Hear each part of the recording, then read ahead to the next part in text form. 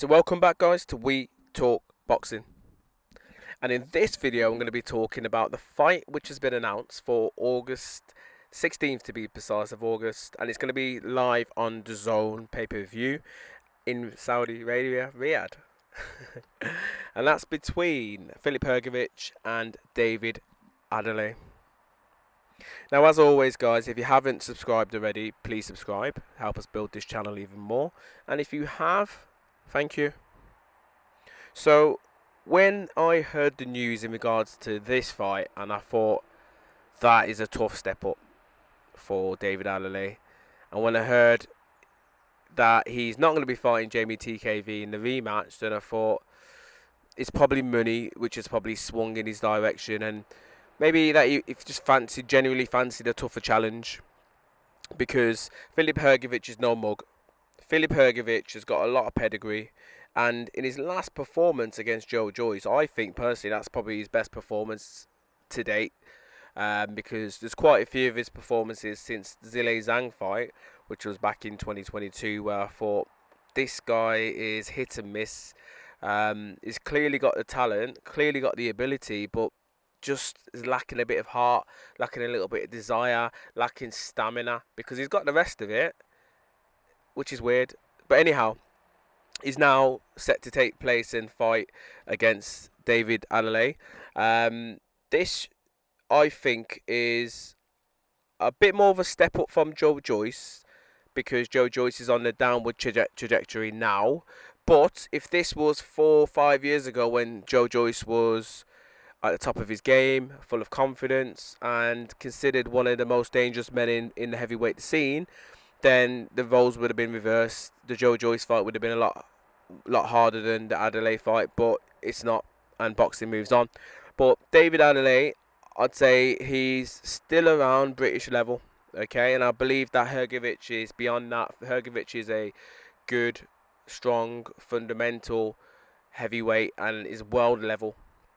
Okay, so for David Adeleye, if he could put on a good performance against Filip Hrgovic, win, and maybe win in style, then he's pretty much introduced himself, or announced himself, I should say, to the world level scene. But for those that don't know Filip Hrgovic, his current record is 18 wins with 14 KOs. One loss on his record, okay, with one loss being the KO to Daniel Dubois. You probably remember that fight because that was back in June 2024. 8-round stoppage as well, and in that fight, to be honest, he did land some very good right hands on Daniel Dubois, and it was actually hurting him for a while until he got stopped himself. But his nickname is the El Animal, and he's 33 years old, 6'6" according to Box Rep, and he fights out of Zagreb, Croatia. Now, his KO percentage 77.72, and he started his career back in 2017 as well. But in David Adeleye, slightly different, because David Adeleye is a good British level fighter. 14 wins with 1 loss on his record. That one loss coming back to Fabio Wardley not long ago, where he got stopped. And it is what it is. It's boxing, to be honest.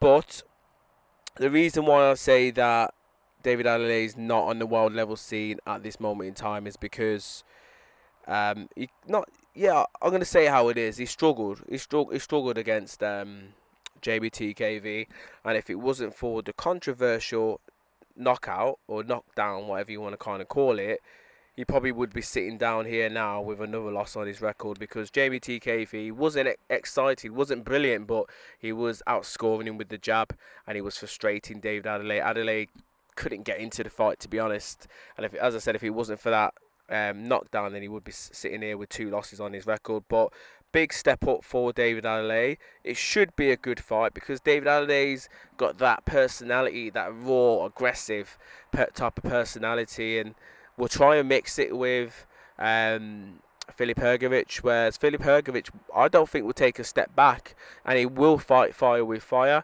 Now, for me, it's going to come down to who's more durable in this fight, who can take the most punishment, because I can see both guys landing big shots on each other. With David Adeleye, he's got a variety of punches when he chooses to use them. He's got a good left hook, good uppercut, good right hand.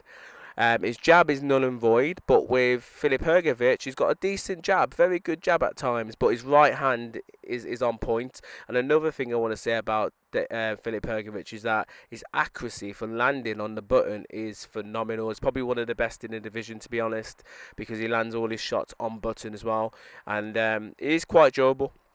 I give him that as well. He's got a good jaw. It's whether or not his eye holds out and it doesn't get cut. But yeah, phenomenal fight which was announced, and the card itself is going to be a good card. As I said at the start of the video, it's going to be the 16th of August in Saudi Arabia. The card itself sees Anthony Kakachi taking on Raymond Ford, Nick Ball taking on Sam Goodman, Moses Italma taking on Dylan White, which is the main event. I will do a video in regards to that as well, give you my thoughts close as we get towards the fight. So yeah, very good top show for August, and a very good fight we have here between these two guys, and hopefully the winner will progress. Not for a world title shot straight away, but certainly progress in terms of rankings wise and maybe for bigger fights, whereas the loser will certainly have to reset, rebuild sort of thing. But these are my initial thoughts as I sit here now making this video. I'm going to say Hrgovic. I'll probably go with Hrgovic to win by late stoppage. Yeah, late stoppage, I reckon he could get him out of there.